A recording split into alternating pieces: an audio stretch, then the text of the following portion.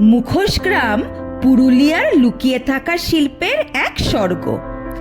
পুরুলিয়ার চারিদিকেই প্রকৃতির অপার সৌন্দর্য।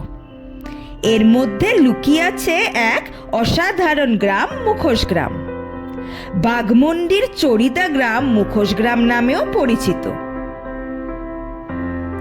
এই গ্রাম পরিচিত ছৌ নাচের মুখোশ তৈরির জন্য।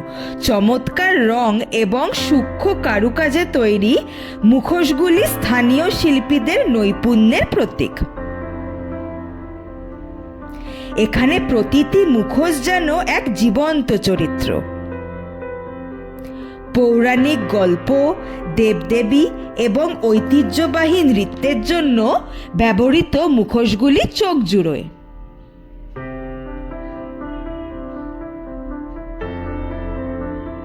এখানে এলে আপনি দেখতে পাবেন শিল্পীরা কিভাবে কাগজ, কাপড় এবং রঙের সাহায্যে নিখুঁত দক্ষতায় মুখোশ তৈরি করে।